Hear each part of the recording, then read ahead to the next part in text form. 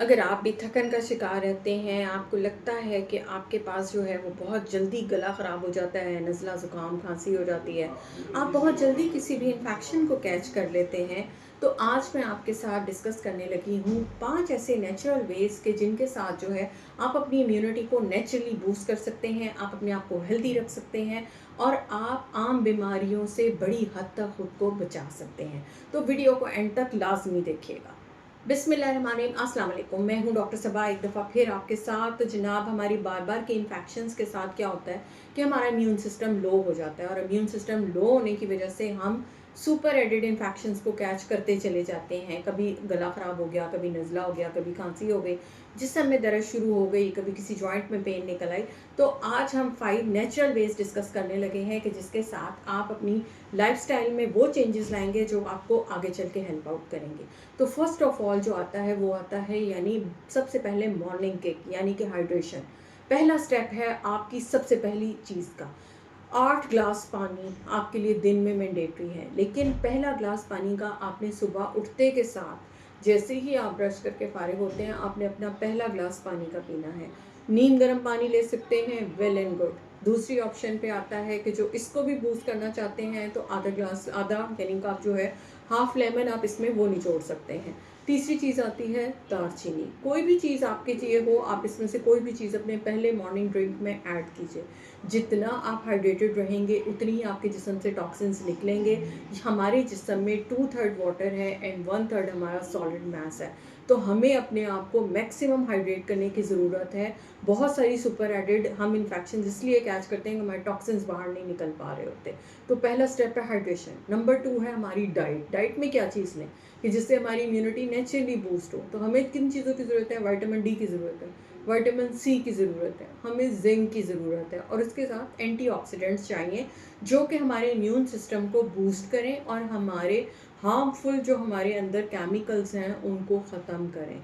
तो ये हमें कहाँ से मिल सकते हैं? विटामिन डी के लिए बहुत अच्छा सोर्स है कि आप सैल्मन फ़िश लें, फैटी फ़िश लें, उसके साथ आप अंडे ले सकते हैं, दूध ले सकते हैं, पोल्ट्री ले सकते हैं, टोफू ले सकते हैं।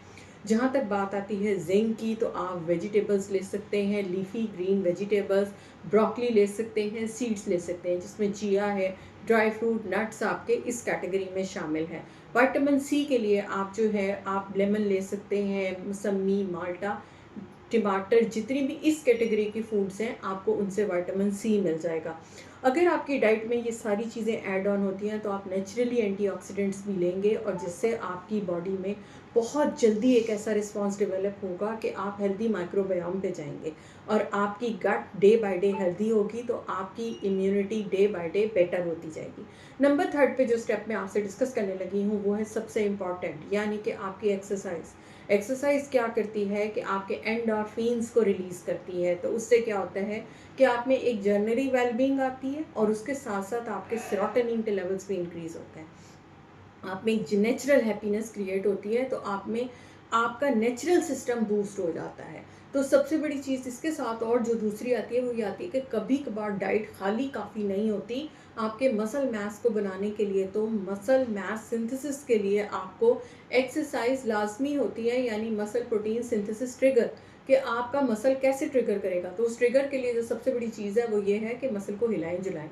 तो जब आप वॉक करते हैं, एक स्टडी के मुताबिक अगर आप 30 minute daily 5 days a week walk करते हैं तो आपका ना सिर्फ इम्यून सिस्टम बूस्ट होता है, आपकी मसल की क्वालिटी बेहतर होती है, आपके कॉग्निटिव फंक्शन बेहतर होते हैं, मेमोरी बेहतर होती है, आपकी ओवरऑल जो है यानी ओवरऑल बॉडी में आपकी एक फंक्शनिंग में बहुत बेहतरी आ जाती है। नंबर 4 पे जो चीज़ आती है वो आती है गुड क्वालिटी स्लीप। हम सिर्फ सोते हैं, हम क्वालिटी को मैटर नहीं करते, क्वांटिटी को मैटर नहीं करते। बार बार मोबाइल उठा के देख रहे होते हैं, उसके साथ कभी कुछ किया, फिर बीच में उठे थोड़ा सा कुछ खा लिया। याद रखिए जितनी दफ़ा आप उठेंगे उतनी दफ़ा आपका स्ट्रेस लेवल बढ़ेगा, आपके जिस्म में कॉर्टिसोल बढ़ेगा। कॉर्टिसोल बढ़ेगा तो आपके जिस्म में शुगर के लेवल्स की मिकदार ज़्यादा होगी, इंसुलिन रेजिस्टेंस आएगी, आप फैटी लिवर की तरफ जाएंगे और अल्टीमेटली आपकी इम्यूनिटी जो है नीचे आएगी। तो एक दफ़ा अच्छी इम्यूनिटी के लिए आपकी 7 से 8 घंटे की स्लीप बेहतर है। 7 से 8 घंटे इन अ गो जब आप एक दफ़ा सोते हैं तो आपके जिस्म में आपका इम्यून सिस्टम को बहुत ज़्यादा बूस्ट मिलता है।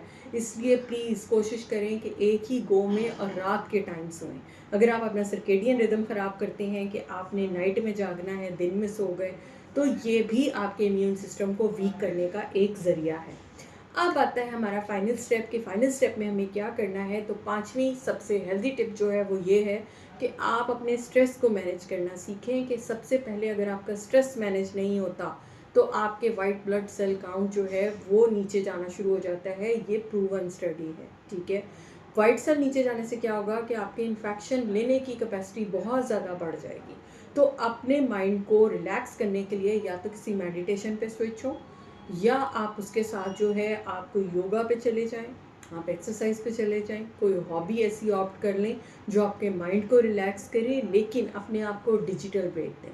तो ये सारे वो स्टेप हैं कि जिन पे अगर आप अमल करते हैं तो you will have a healthy immune system. तो first of all hydration, number 2 पे हमारी आती है डाइट, नंबर 3 पे आती है हमारी स्लीप, नंबर 4 पे आता है एक्सरसाइज एंड नंबर 5 पे आता है स्ट्रेस मैनेजमेंट। ये 5 स्टेप्स हमारी ज़िंदगी के लिए मैंडेटरी हैं। अगर हम इन पे अमल करते हैं तो हमारा इम्यून सिस्टम डेफिनेटली बूस्ट होता है और हम बहुत सारी बीमारियों से बच जाते हैं। तो ये काम आज से ही शुरू करें और मुझे कमेंट करके बताइएगा कि आप इनमें से कौन सा काम पहले से कर रहे हैं या आज आप शुरू करने लगे हैं। तो फिर मिलेंगे किसी नई वीडियो के साथ। तब तक बहुत ख्याल रखिएगा। अल्लाह हाफ़िज़।